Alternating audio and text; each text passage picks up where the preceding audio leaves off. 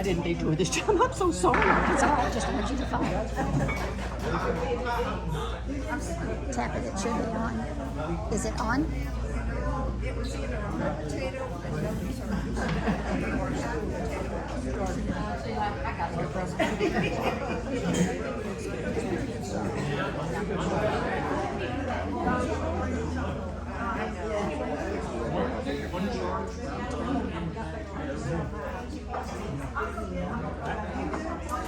Is this thing on? All right. Can you hear me okay? It's going to be a bit of a working lunch for me, so if I can have your attention. This presentation is part of what we call Project Appleseed. It's an all-volunteer organization that's dedicated to really three things: explaining your liberty and holding that in high regard. And we do that through teaching fundamental marksmanship and telling American history, particularly in specific the dates, April 19th, 1775. This is your heritage, and heritage is simply history that matters to you. I have been with the Project Appleseed since 2012. I attended my first event in 2011 as a shooter, and I went for the marksmanship. If any of you have paid for any sort of marksmanship training or classes, you'll realize they're very expensive. And this was a really good deal. I thought, oh, this is great. I'm going to learn marksmanship, and if they tell some stories about the Revolutionary War, that'll be great too. Well, when I went there, I thought it was going to be all about July 4th, 1776, but my mind was greatly open. I certainly learned to shoot, but it captured my heart, and I became an instructor shortly thereafter and have been with the program ever since. So the war did not start on April 19th right away. I mean, it took a number of years for that tension to build up. I mean, the colonists didn't wake up on April 19th and just start shooting. It was many, many years. What do we know from our own schooling and history as to why the Revolutionary War started? Anybody have an idea? Taxes, right? No taxation without representation. That's right. That's right. Have any of you read the Declaration of Independence? I mean, we did just celebrate the 250th anniversary of that document. Do you think it mentions taxes in the Declaration? Nope. It absolutely does. There are 27 grievances in the Declaration of Independence. Taxes are mentioned. They are number 17.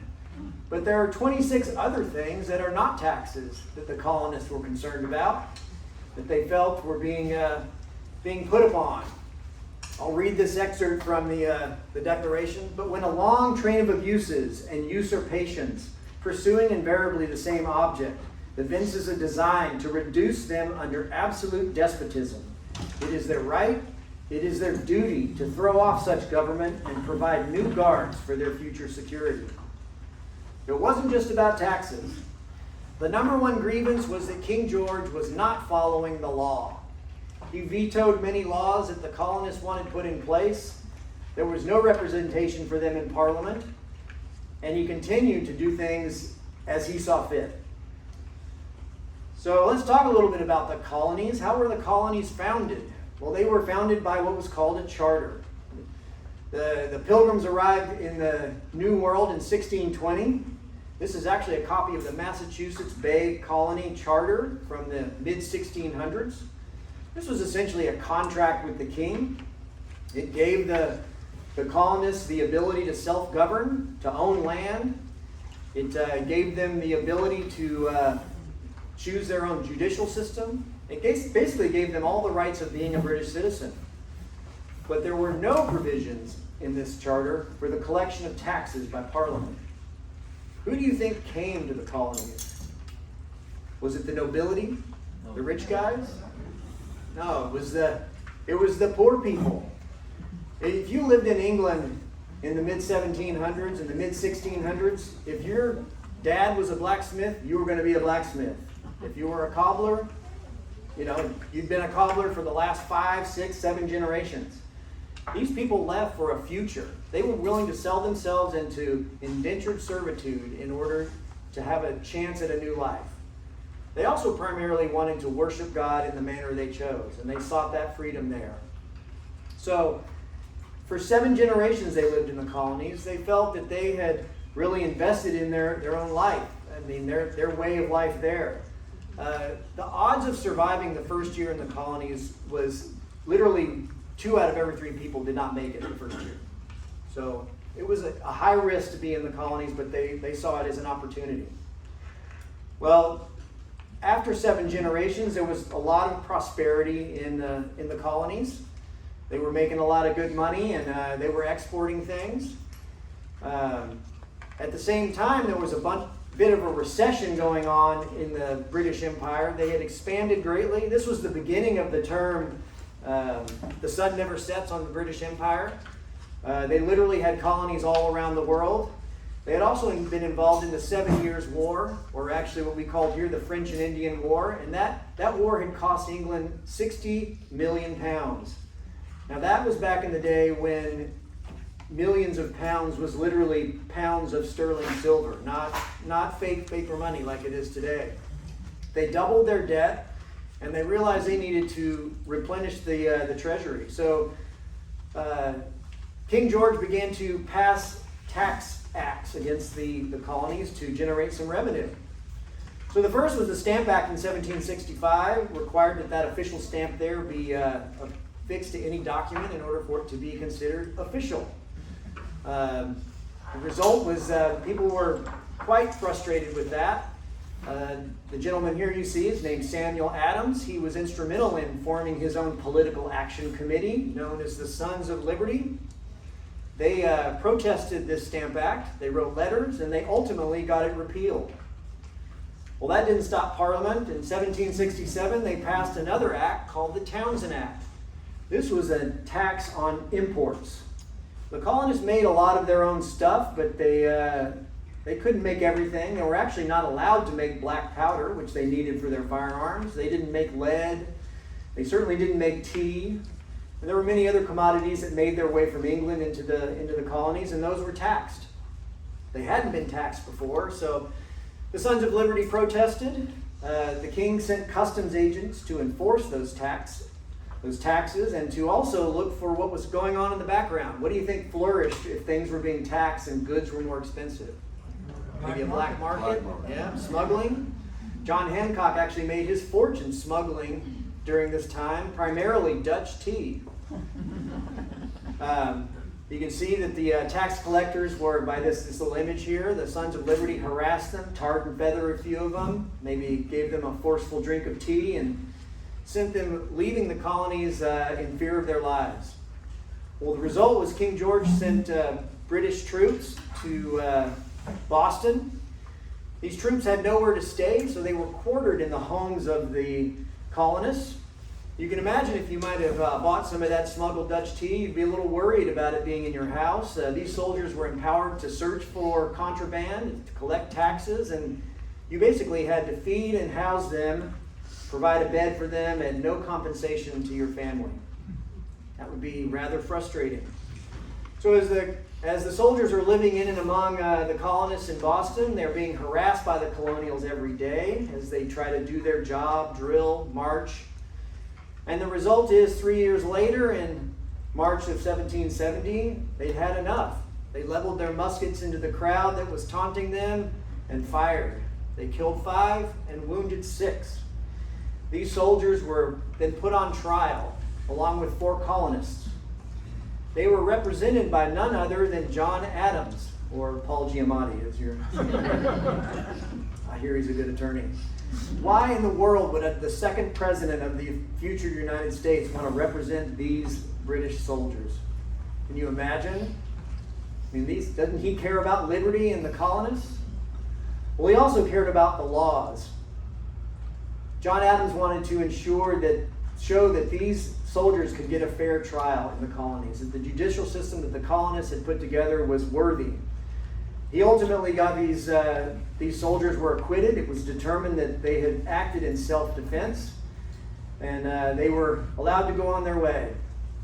The result was that the Townshend Act was repealed, the soldiers went back to England, things returned pretty much to normal except one tax remained on one commodity. That commodity was what? Tea.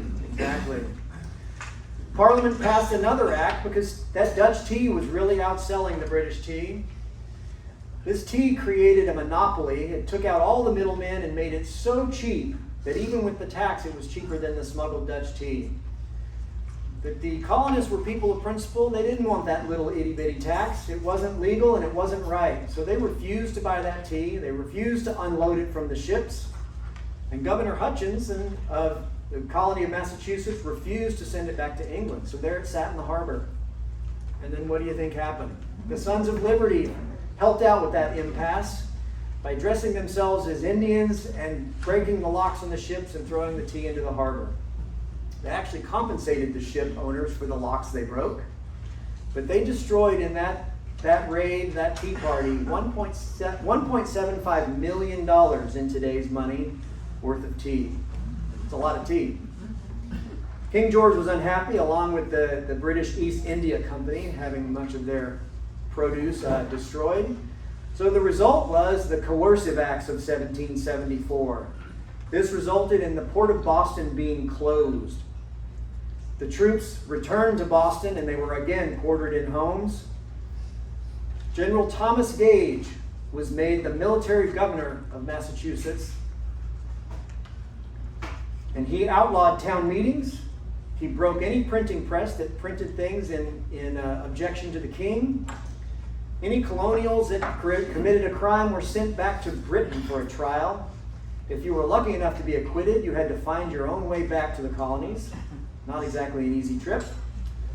He removed any of the judges that were loyal to the colonists and replaced those with those loyal to the crown. And he empowered his soldiers to commit summary execution for any crime that they deemed necessary. It was basically martial law in the colony of Massachusetts. So it's important, let's talk a little bit about the Bill of Rights. Does any of that sound like something you might have heard in the Bill of Rights? In outlawing town meetings and breaking printing presses. What's in the First Amendment? Does anybody know what's in the First Amendment? The rights that are listed? Freedom of speech, freedom of religion, the press, to gather peacefully and to redress your government for grievances. We all know the Second Amendment. We'll talk about that in just a minute. How about the Third Amendment? No soldier quartered without owner's consent. How about the Fourth Amendment? Unreasonable search and seizures without a warrant. The Fifth, the Sixth Amendment. How about a speedy trial in the district where the crime was committed? Seventh, right to a trial by jury. I mean, these rights are here. They're enumerated in the Bill of Rights because of the Coercive Acts. It's not by accident that this is here. It is because this is what these colonists lived under. So General Gage, he has a really unenviable job. His orders are to reduce that restless province to obedience and peace. Now he knows that he needs to remove the colonists' ability to make war, but he doesn't want to start a war. He knows that tensions are high. So he decides the best way to do that is to confiscate their black powder. Now, black powder was used in their firearms. They didn't have cartridges like we have today. They had to pour a measure of it down the barrel and drop a bullet down the barrel after it. It was highly explosive, so you didn't keep a big barrel with you in your home. How did you heat your home and light your home, and how did you cook? Fire. So you had a bunch of black powder stored in your house, your neighbors were not going to show up with a bucket brigade to help fight it. They knew that that place is going sky high. So they stored all of their powder in a communal powder house. They were typically built of stone on the outskirts of town. Well, General Gage knew that. He knew that he could make his way to those powder houses and confiscate all their powder very easily. It was all in one place. So that's what he does. In September of 1774, he makes a raid on the Somerville, Massachusetts Provincial Powder House. He confiscates 250 barrels of the colonials' powder without firing a shot. He's very happy with himself. Until the next day, when 4,000 angry colonists show up on Boston Common to protest the theft of their powder. It was their powder, after all. They bought it. Yet he took it. He stole it from them. General Gage is shocked. 4,000 colonists is more than double the number of troops he has at his disposal. He realizes he needs to move cautiously. As well, the colonists realized that they were caught flat-footed. So they needed to develop an alarm network. So they reinstated one that had been in place during the French and Indian War. It allowed communities to alert one another in the event of an emergency or an attack. At the center of this alarm network was a silversmith from Boston, very well connected. His name was Paul Revere. He was also a son of liberty, and he was instrumental in getting this network developed. So he puts this network into action. He's well known by the regulars and General Gage. They simply refer to him as PR in their reports. He was much despised by the soldiers.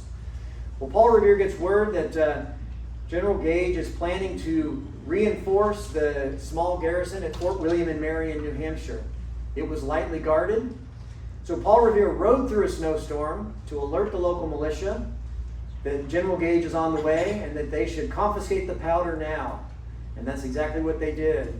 The militia grabbed 100 barrels of powder from the fort without a shot in compensation for the 250 that was stolen from them earlier. So General Gage he didn't do well on that one. He plans another raid in February of 1775 in Salem, Massachusetts. He gets word that there's powder and cannons being stored there. This time he's more sneaky. He has 240 soldiers commanded by Colonel Leslie. They're in a ship on the Mystic River. They sail up to Marblehead and they disembark while everyone is in church on Sunday. And they do the short march from Marblehead to Salem. Well, it just so happens by divine providence that one of the militia commanders was riding down the road past this column of soldiers. And when he gets out of sight, gallops into Salem, orders the militia to raise the drawbridge, as you can see in this painting. And they ultimately hold the redcoats at bay while a negotiation begins. They negotiate with Colonel Leslie and say, if you come into the powder house and look, if you find anything, you can take it. But if there's nothing there, you go back to Boston. So they go through this negotiation and Colonel Leslie agrees. They lower the drawbridge. Colonel Leslie finds nothing and heads back empty-handed. So General Gage at this point is convinced. He's 1 for 3 in successes, and he's convinced that it's secrecy. Secrecy is the key to his mission to being successful. So he plans his next raid for April 19th of 1775 in Concord, Massachusetts.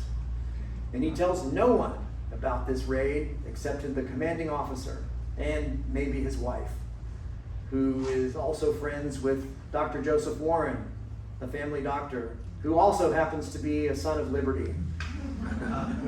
We don't know for sure if Margaret Kimball Gage, a colonial-born woman, spilled the beans on this. Maybe she did. Maybe her heart was there with the colonials, or maybe she just inadvertently let it know. But nonetheless, Dr. Joseph Warren gets this information and he brings it to the Sons of Liberty. So before I started the story, I told you that to tell you this story. So we tell this story on April 19th and what we call 3 strikes of the match. The war didn't start immediately on that day, just like it didn't start immediately when the colonists arrived. It took some time and several engagements for things to happen. So I like to pose 4 questions for you while you're listening to this story so you know what's going on. The first question is, when and where was the American Revolution won? There will be a test afterwards.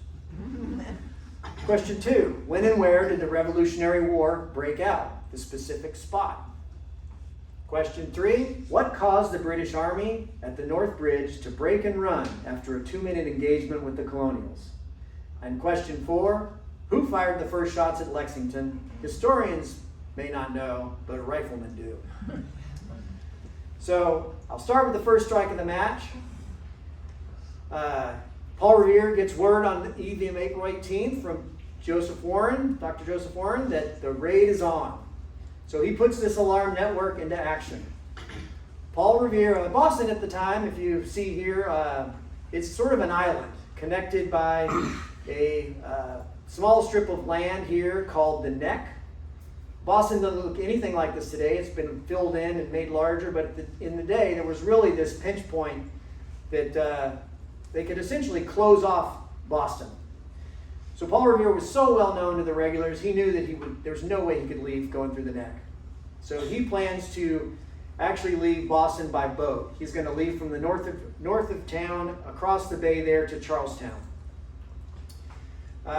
He employs one of his fellow Sons of Liberty, William Dawes. He is going to leave through the neck. William Dawes is a tanner, so he comes and goes to Boston all the time. It wouldn't have been really that big of a deal for the sentries to see him leaving through the neck. So that's the plan. But Paul Revere has a backup. He sets up a series of lantern signals from the Old North Church.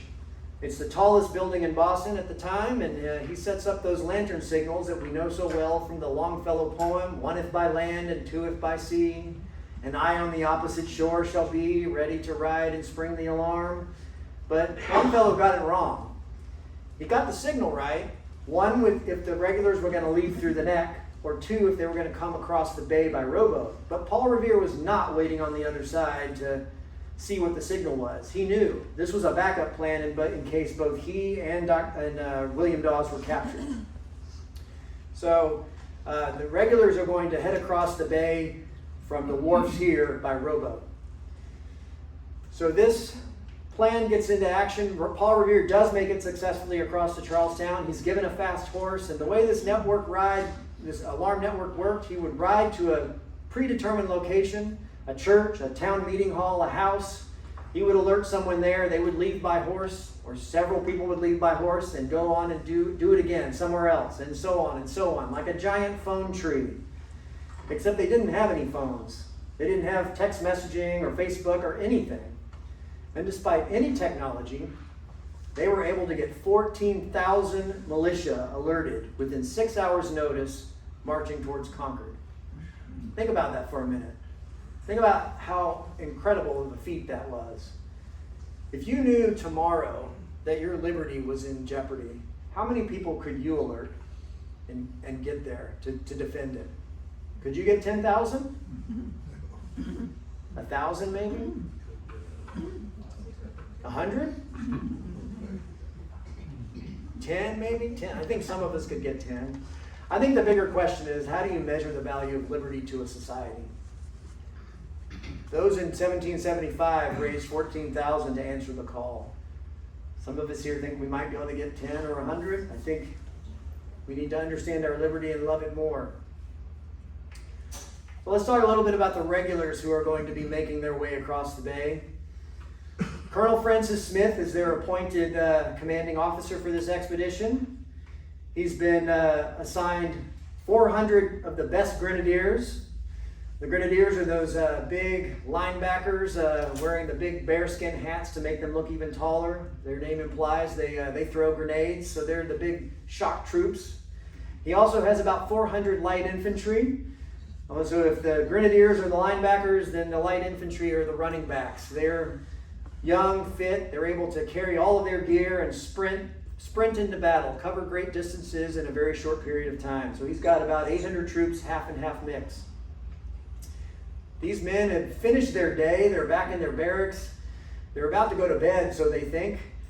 But the order comes out, ready 36 rounds of ammunition and make your way quietly to the wharf. They're going to be ferried by rowboat to Leechmere Point.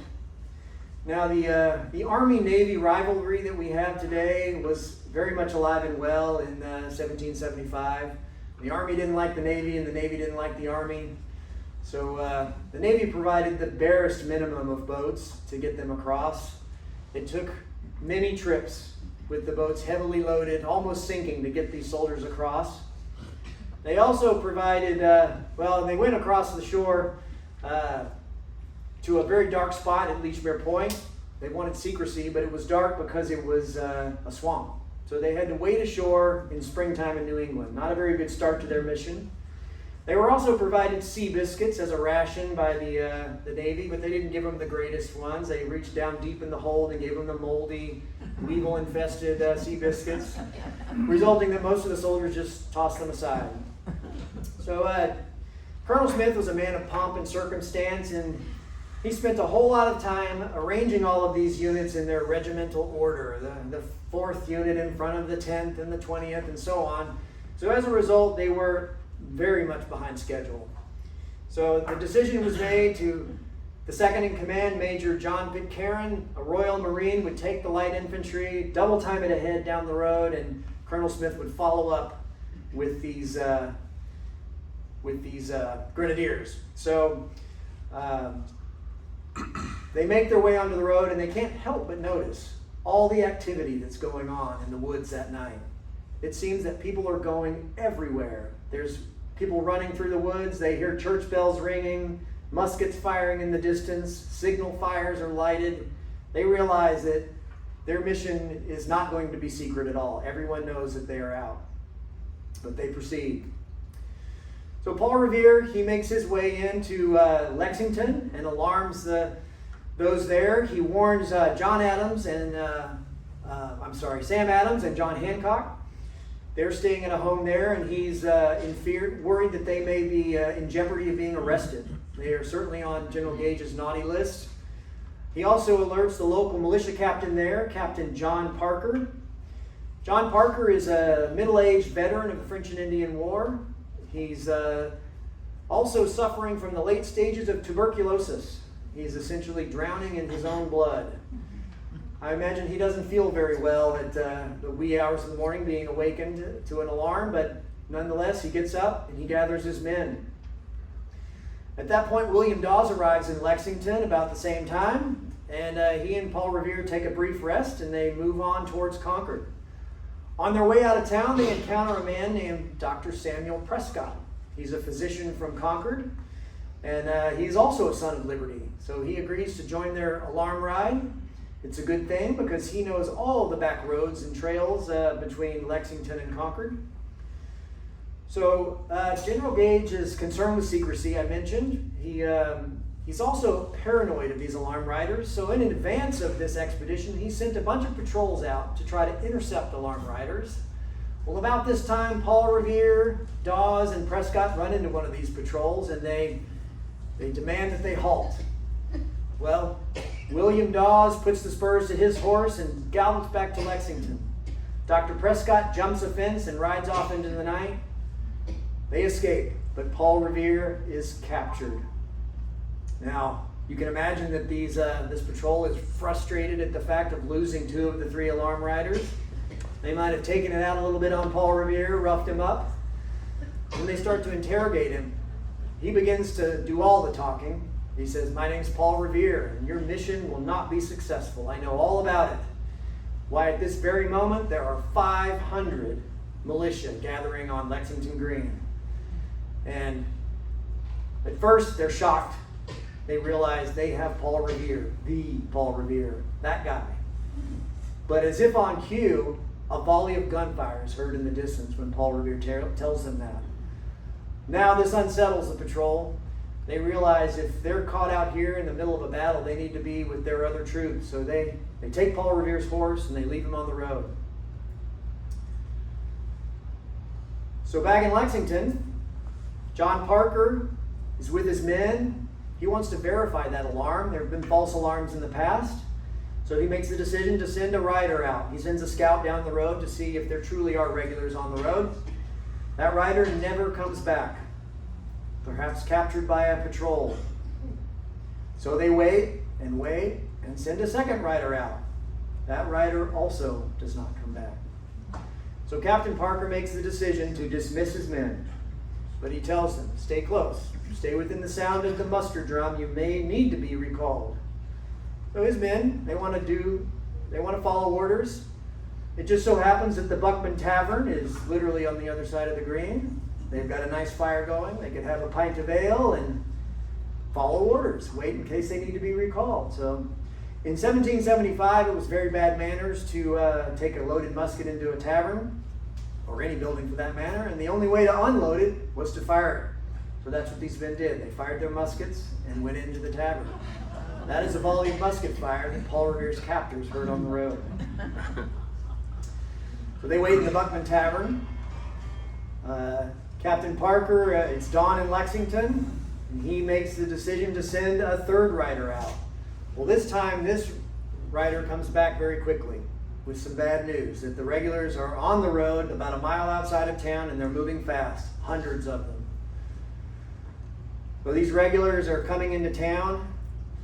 The muster drum is sounded, and as everyone gathers, there are 77 militia on the green. Captain Parker is trying to get his men into order. Imagine the choices that are in front of these men as they choose to stand against this arriving force. I mean, pass those around for me, Vernon.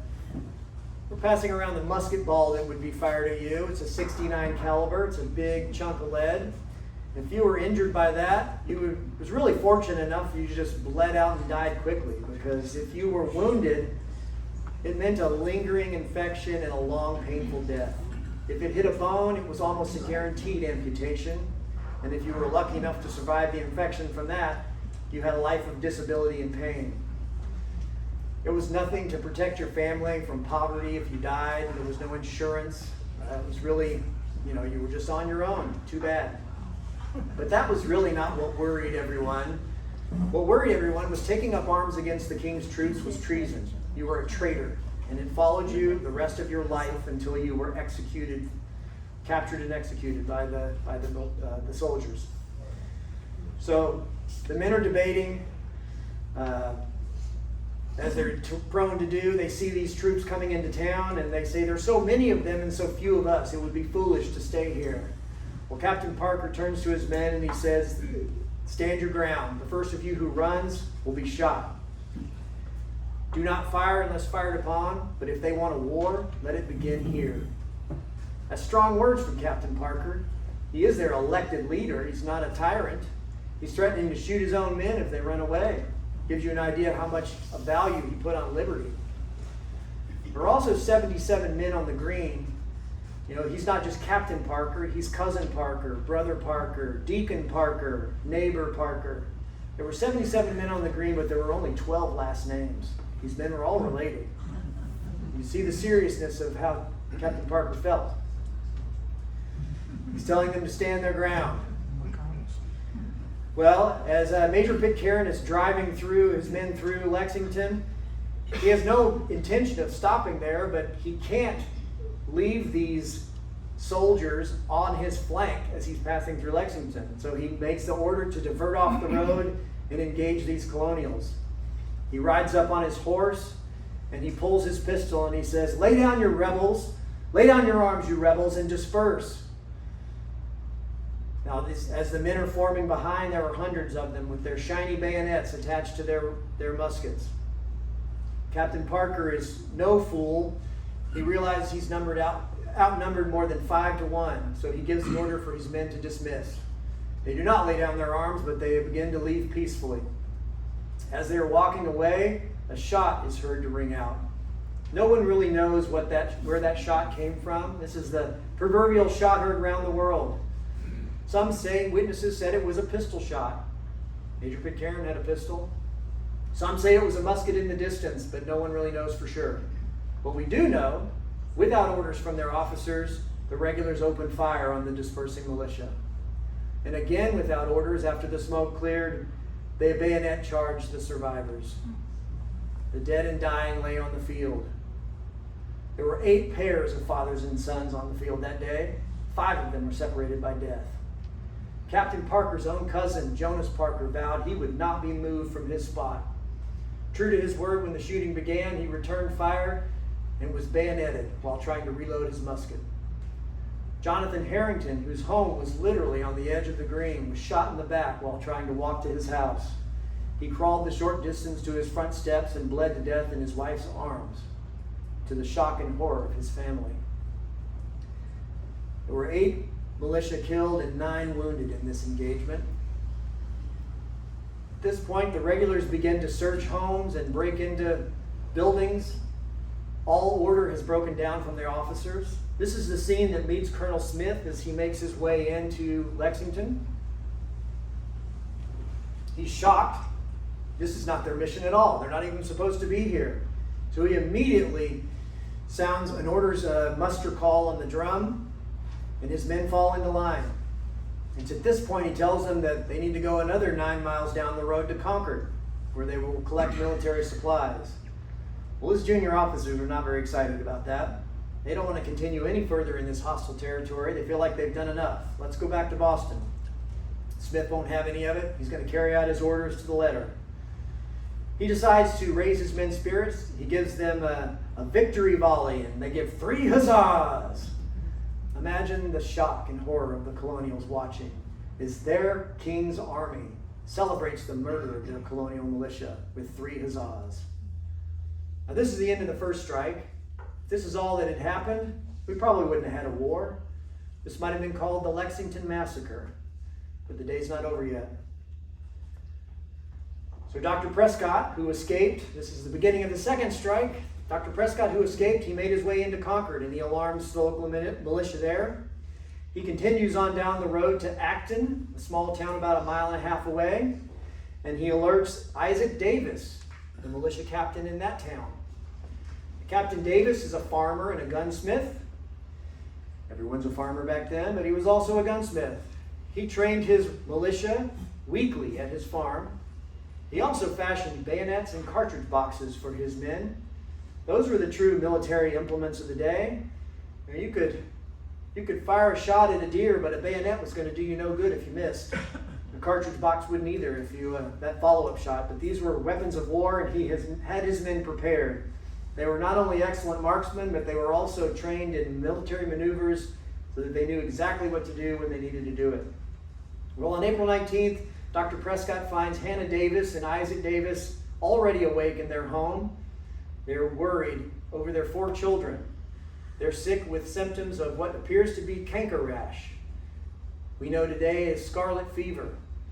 It had a 50% mortality rate. So I would imagine that Captain Davis, if he wanted to sit this one out, very much could have, but he didn't. He heard the call, and he decided to go. As he's gathering his men, Hannah Davis's diary serves as a record of his thoughts and his actions. He seemed very contemplative and concerned, but like he had something more to say, but he never said anything. As he was walking away and preparing to leave, he looked back at Hannah and he said, "Take good care of the children." Hannah had a premonition that she would never see her husband again, and that proved to be true.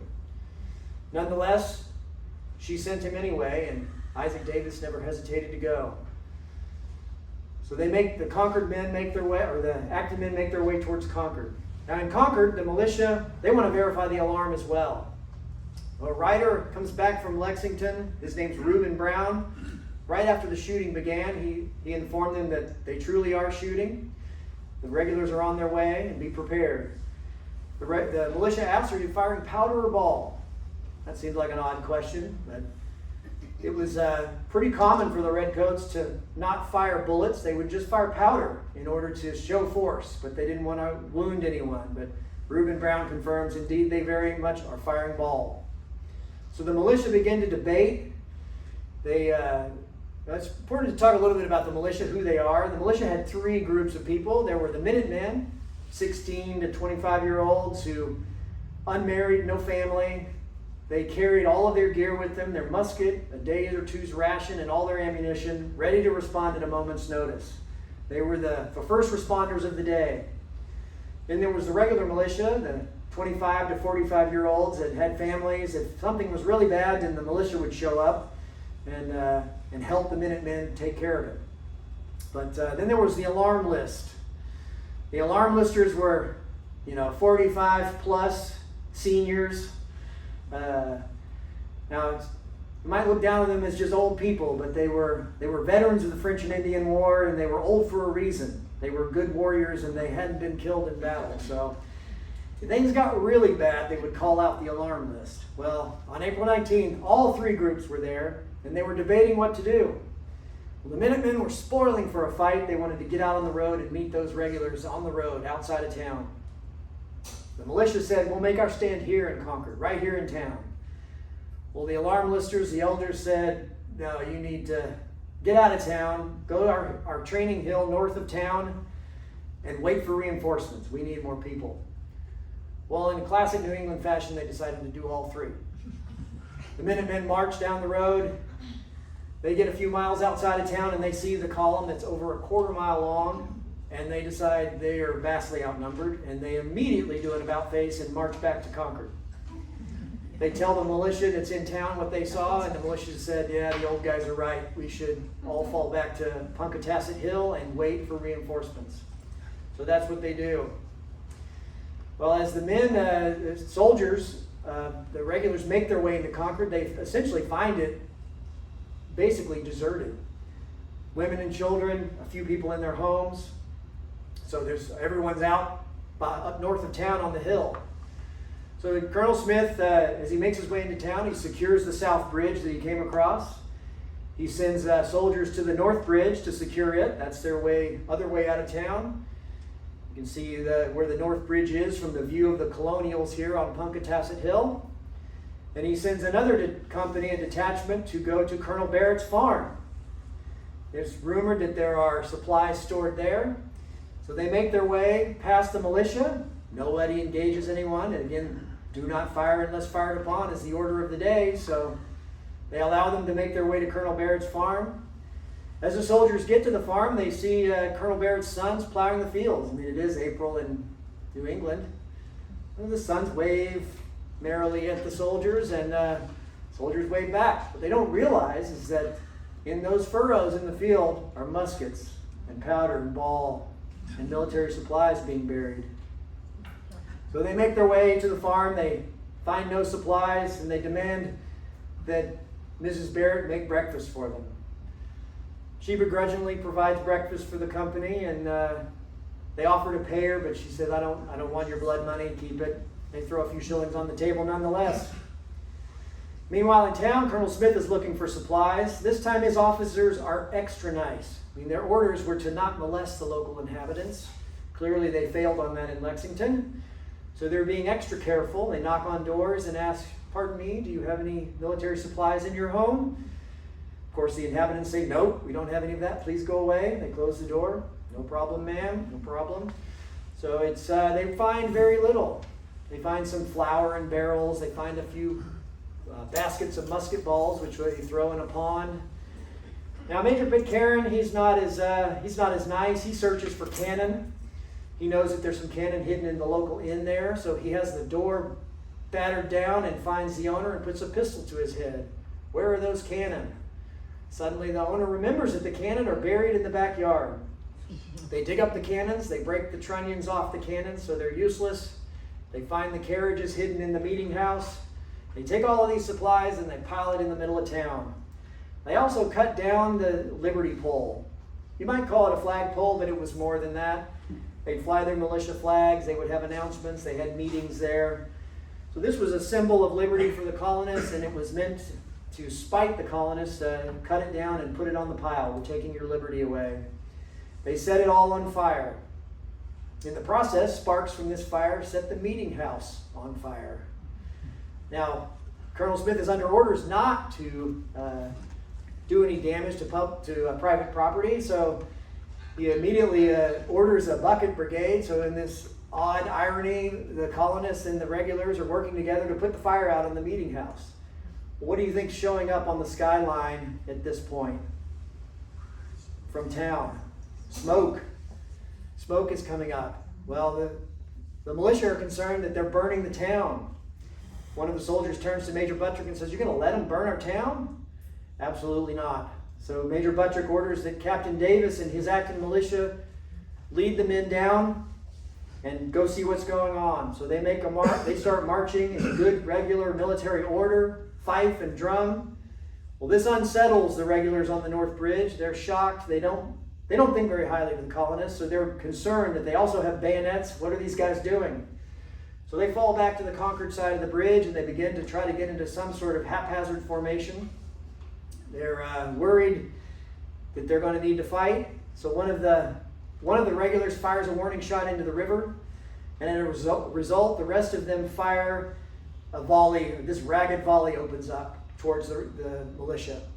Now there's no aim in the manual of arms for the British. They just present and fire. Many of them look away from the flash of the pan, and most of the time the bullets go high. But not this time. Several of them find their mark. One of them finds Captain Davis square in the chest. kills him instantly. His blood splatters all over those around him. Major Buttrick sees Captain Davis fall, and he says, "Fire, fellow soldiers, fire! For God's sakes, fire as fast as you can." And that they do. The militia take careful aim. They know exactly who the officers are, and they fire at the reddest of the redcoats. After 2 minutes of firing, 4 of the 8 officers have fallen and 9 others are wounded. With losing their command and control, the British regulars break and run back to Concord. Well, the militia are shocked. They're not sure whether to feel triumphant or a sense of dread. Major Buttrick, worried that there's going to be a counterattack, tells his men to charge the bridge and take up position on the other side along the stone wall. Colonel Smith at this point is shocked to see his men running into town. He can't imagine what's going on. So he makes his way to see what's happening, and he sees a lot of militia taking up strong positions along the wall. Major Buttrick said if they had chosen to fire, they could have taken out Colonel Smith and all of his officers at that point, but we were not at war yet. So Colonel Smith gathers with his men, and the men at Major Buttrick or Colonel Barrett's farm make their way back across the bridge. And the militia allow them safe passage. Again, we're not at war yet.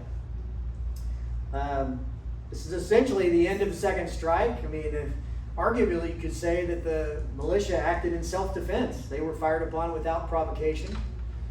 They were simply trying to protect their town, but the day's not over yet.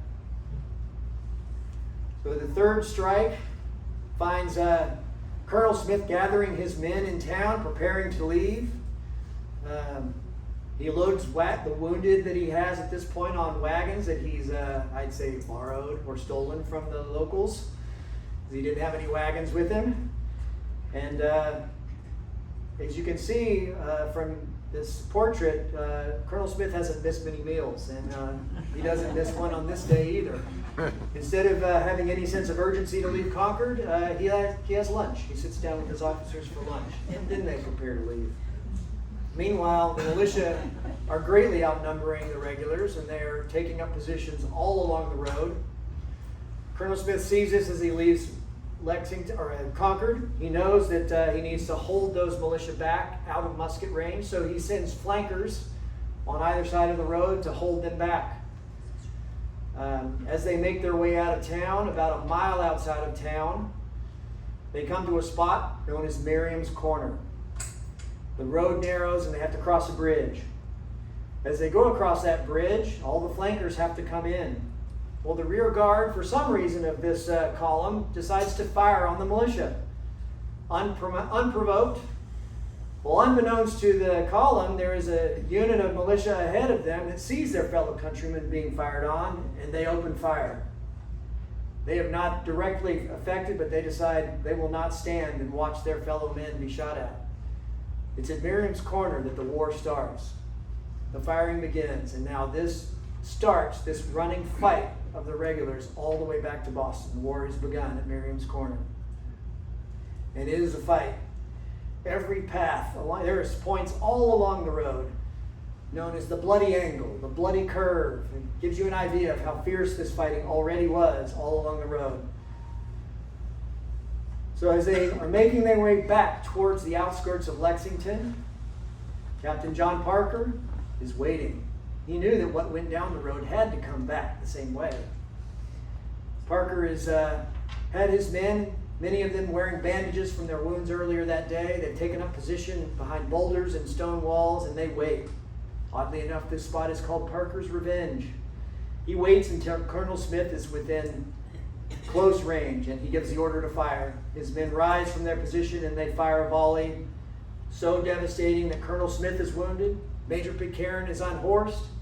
All discipline is broken down. Men are dropping their equipment, sitting down in the road and giving up. What started as a cold April morning is now a very hot day. They've had nothing to drink or eat. They're almost out of ammunition. They've given up. It's at this point that they're thinking that they may need to surrender on Lexington Green in the very spot that all this started earlier in the day. So as they're making their way into Lexington, a cheer is heard to erupt from the front of the column. Their salvation has arrived. It's a turning point. Lord Hugh Earl Percy has arrived with reinforcements, 900 additional men and 2 cannon. Now, Lord Percy is a brigadier general. He's also nobility, and he has a very low opinion of the colonists. He thought that they were worth nothing in a military, for any sort of military exercise, nothing good except manual labor and maybe to be a cook. He used to boast that he could subdue the entire continent with one company of grenadiers. Simply drawing his sword would make the militia retreat. So he's shocked to see the condition of Colonel Smith's men as they make their way into Lexington. But he sees the number of militia gathering around, so he decides to hold them at bay with his cannon. He fires several shots from his cannon through the meeting house. He doesn't want to fire too many shots. He doesn't have that many. He didn't think he would need that many. He only brought what was in the cartridge box on the cannon itself. He brought no supply wagons with him. This holds the militia at bay for a few minutes for Colonel Smith to get his rest and then carry on. And they make their way out of town. Well, there's another turning point on the side of the militia. A man named General Heath has arrived. Heath describes himself as a middle-aged, fat, balding farmer. He's really underplaying himself. He has a hobby or a passion. It's military tactics. He studied everything, all books. He would meet with any officer that would talk to him and ask them questions about how would you handle this situation? What would you do with that? So he is very well versed. He employs a maneuver of his own design known as the moving circle of fire. The way this worked during Percy's retreat, fresh units would be coordinated and attack Percy's column from the front. As the column passed, they would attack it from the sides and then move to the rear and attack it there. Meanwhile, a fresh unit would appear in front and do the same, and so on as they made their way down the road. Now, Percy was shocked to see how many casualties he was taking from the front. He was expecting them to all come from the rear, but the moving circle of fire was having its effect. Now, as they make their way into the town of Monotony, the road is very close to the houses. Buildings are very, very tight to the road. The fighting is now going to be house to house. Now, the orders to not destroy any private property have changed. Percy's given the order, if he receives fire from any house, to go into that house and kill every man, woman, and child and burn it to the ground. And they do so on many occasions as they make their way through Monotony. The fighting is so fierce there that Percy receives 50% of his casualties in Monotony alone. So as he's getting through Monotony, he has a decision to make. When Percy came to Lexington, he came through Cambridge across a bridge. That bridge had been compromised by the colonials. They had taken it, disassembled it, and of course stacked the planks neatly on the side of the river because it's really expensive and hard to make planks back in 1775. So Percy and his engineers are able to assemble the bridge to get across. He knows that bridge is most likely going to be compromised, so he decides to goes to Charlestown. There is one last militia unit able to engage this moving column. His name is Colonel Timothy Pickering. And for whatever reason, Timothy Pickering is delaying. He's hoping things will be solved through negotiation and can come to some sort of peace terms. But his men are frustrated. They know they need to get in the field to close the circle of fire. So they tell him, we're going without you if you don't come. So Colonel Pickering begrudgingly gets in the field and makes it to the column just as the last soldiers are making their way across the neck into what's called Charlestown. They are now under the protection of the HMS Somerset, the guns of the Navy ships there. So the aftermath of these three strikes, it's very telling. The casualties on the side of the Americans had about 2% casualties. Of the 14,000 that heard the call, 3,500 were actively engaged in the fight. There were 95 casualties. That's about 2%. The British, of the 1,800 that were in the field, there were 300 casualties. That's 15%. Back in this day, anything close to 10% was considered an utter defeat. So this was really bad news for General Gage. General Gage was the most powerful person, probably second to the king, certainly the most powerful person in the Western Hemisphere. He commanded all troops from Canada to the Caribbean. If this man wanted a fort built, he snapped his fingers and it was done. He was sent home in defeat. He no longer commanded anything. A bunch of determined shopkeepers and farmers made this happen. They decided liberty was worth fighting and dying for, and they heard the call and stood. General Percy also was somewhat enlightened. He had that low opinion, but afterwards he wrote, "Whoever looks upon them as an irregular mob will find himself very much mistaken. They have men among them who know very well what they are about." It's the same determination that's going to get them through the 8 years of war that follow. John Adams talked about the American Revolution. What do we mean by the American Revolution? Do we mean the American War? The Revolution was won before the war commenced. The Revolution was in the minds and hearts of the people. This radical change in the principles, opinions, sentiments, and affections of the people was the real American Revolution. I would ask you, does the American Revolution live on in your heart and mind?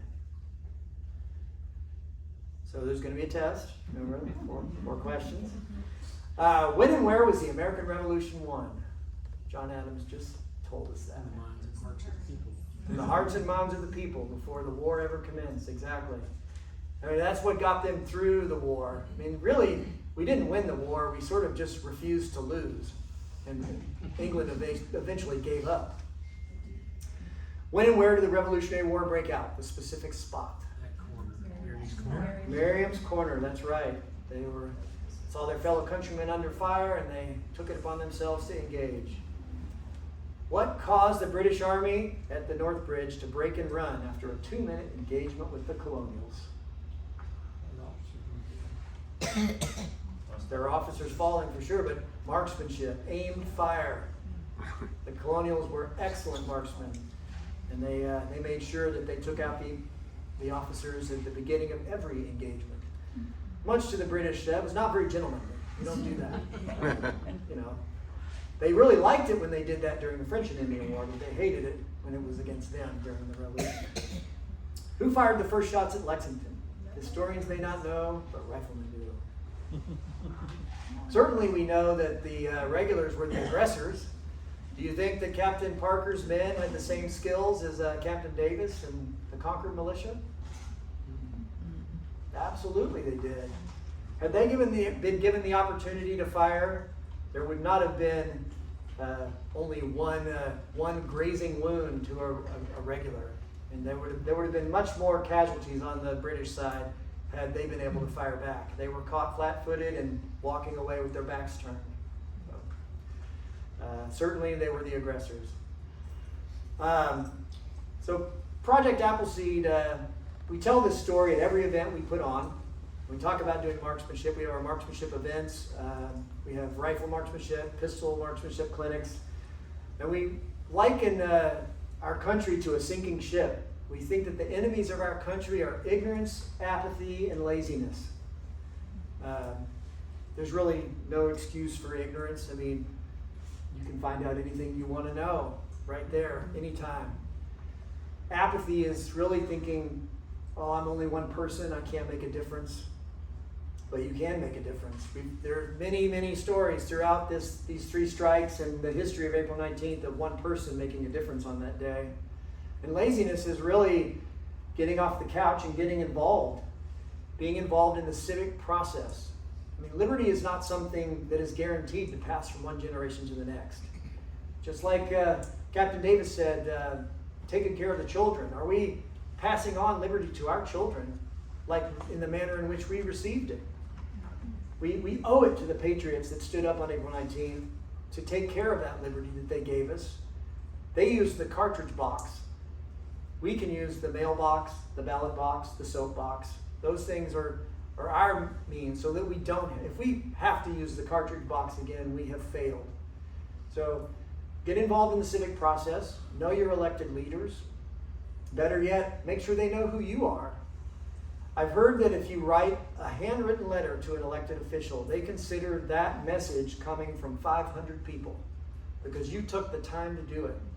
Let them know what you don't like.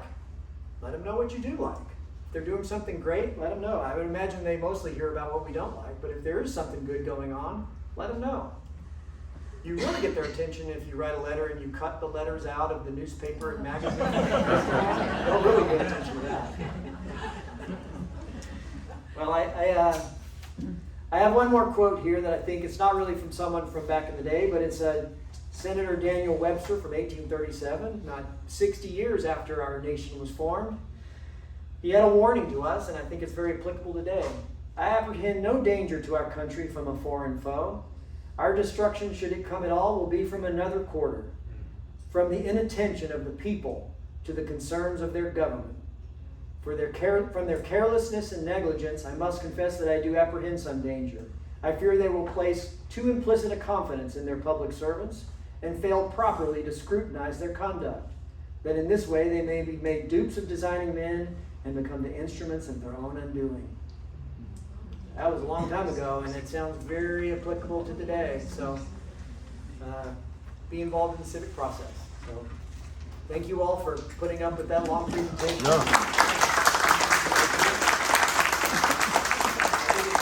It's a story that deserves the time and needs to be heard. So, Anybody have any questions for Whit? He does have some items on display up there, so you may. So as I mentioned, we put on events. I've got a brochure here if any of you are interested. We do rifle marksmanship clinics, pistol clinics. Our next rifle 25-meter clinic is September 26th. Is that right? I think so. 26th and 20. Last one at MSSA, Memphis Sports Shooting Association. We have openings. So ages? any ages. I mean, as long as you're, we have all families show up. I mean, we've had multiple generations, like grandkids, grandma, parents. It's really a family-friendly situation. So as long as someone can handle a rifle safely, that's all we ask.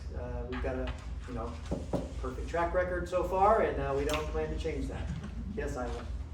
Is Project Appleseed locally, or is it a national? It is a national, all-volunteer organization. There are events all over the country. Within any state, you could find an event within an hour or so of you, a couple hours drive. They're everywhere. So we even have a few of our volunteers incognito here, secret shoppers in the audience. So we welcome you to do that. Please take a brochure. I also have, for those of you that haven't read the Declaration of Independence or our founding documents, I've got some of our Appleseed Liberty Guides here. It has not only the stories that you heard today, but the Declaration of Independence, the Constitution, and the Bill of Rights. So feel free to take one of those.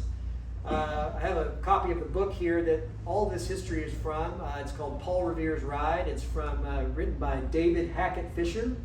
He was a college professor, essentially, but he wrote this book as a textbook for his classes, but it is a very exciting book to read. It reads like an action novel, but it's absolutely well documented. A third of the book is simply the bibliography of all the first source information that he used for it. So if you can find a copy of that, I recommend it. Yes, ma'am. Also, another really good book that's one of my all-time favorites. It's called April Morning by Howard Fast. They made a movie of it, but the movie's not so good. The book is absolutely awesome. It's not a big book, but it's a boy's journey of coming into manhood when his father was killed at Lexington Green. And happened all of a sudden going from being a kid one day to a man the next. Beautiful story. Absolutely, that's great. It's at most libraries. What's the title of it? April Morning by Howard Fast. April Morning. Beautiful read. It's not a documentary. It's like an action story, like A lot of people turned out, these young drummer boys, they were 10, 12, 13 years old. And Luther Blanchard was awakened by his mother early in the morning and grabbed him by the ear and said, "Luther, the regulars are out and something must be done." She sent her 12-year-old son out to be a drummer for the militia. So people cared about liberty back then. Any other questions? Well, thank you all.